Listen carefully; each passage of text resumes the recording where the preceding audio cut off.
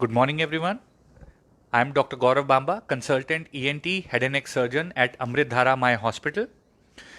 As we all know, 3rd of March is World Hearing Day, and Hearing Day is celebrated to assess the beautiful power of hearing that has been provided to us, given to us by God. Hearing is not only important for the purpose of understanding, hearing is also important because it helps in developing a proper speech. Hearing सिर्फ हमारे सुनने के लिए ही नहीं, एक हमारी proper speech develop होने के लिए भी उतनी ही ज़रूरी है. जो बच्चे प्रॉपरली सुन नहीं पाते, उनको आगे जाके स्पीच डेवलप होने में और बोलने में भी उतनी ही दिक्कत आती है. इसका सोशल इम्प्लीकेशन उन घर के बड़े लोगों के लिए भी है जो एज के साथ प्रेसबाइक्यूसिस या सुनने की दिक्कत से जूझते हैं, और वो अपनी फैमिली में अपने आप को निग्लेक्ट पाते हैं क्योंकि वो प्रॉपर कन्वर्सेशन में या प्रॉपर इंटरेक्शन में एक दूसरे के साथ कोऑर्डिनेट नहीं कर पाते हैं. सो इसका सोशल इम्प्लीकेशन भी बहुत इंपॉर्टेंट है अगर हियरिंग लॉस हो तो. हियरिंग लॉस होने के मेन कॉमन कॉजेस क्या क्या हैं? कंजेनाइटल कॉजेस यानी कि जन्मजात कॉजेस, जैसे कि वो बच्चे जो जन्म से पहले पैदा हुए हों, बर्थ के टाइम पे पीलिया रहा हो, नर्सरी में बहुत ज़्यादा समय जिनको रहना पड़ा हो, कंजेनाइटली पैदा होने के बाद कोई मेनिंजाइटिस या दिमागी बुखार जैसी दिक्कतें रही हों. इसके अलावा वो बच्चे जिनको टॉन्सिलाइटिस, एडिनोइडाइटिस, रिपीटेड नज़ला, ज़ुकाम, खांसी जिसकी वजह से कानों के पर्दे के पीछे पानी जम जाता है, या इन्फ्लेमेटरी कॉजेस जैसे कि क्रॉनिक सुपरेटिव ओटाइटिस मीडिया या एक्यूट सुपरेटिव ओटाइटिस मीडिया, जिसमें कान के पर्दे में सुराख हो जाता है, कान रिसाव करते रहते हैं, जिससे कान की वजह हड्डियों में और कान के पर्दे में दिक्कत आ जाती है. ट्रॉमेटिक कॉजेस यानी कि कान के पर्दे में चोट लगना, कान के नसों के ऊपर चोट की वजह से कमज़ोरी आ जाना. इसके अलावा कॉजेस जैसे कि ऑक्यूपेशनल कॉजेस यानी कि वो लोग जो कि उन फैक्ट्रीज में जहाँ की बहुत लाउड साउंड का एक्सपोजर मोस्टली रहता है, या वो जगहों पे काम करते हैं जहाँ पे साउंड का बहुत ज़्यादा उपयोग होता है, उसकी वजह से भी कान की नसों के ऊपर बहुत ज़्यादा कमज़ोरी आ जाती है. There are certain common causes like wax होना या कान के अंदर फंगल इन्फेक्शन हो जाना, वो भी एक हमारे हियरिंग लॉस का बहुत ही कॉमन कॉज रहता है.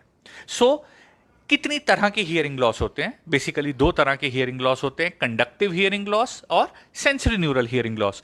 कंडक्टिव हियरिंग लॉस है जिसमें कि हमारे कान का पर्दा आगे साउंड को कंडक्ट करने में प्रॉपरली कंडक्ट नहीं कर पाता.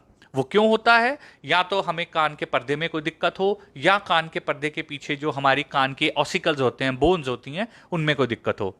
और सेंसरी न्यूरल कॉज यानी कि जो कान की नसें होती हैं उनमें अगर कोई कमजोरी हो.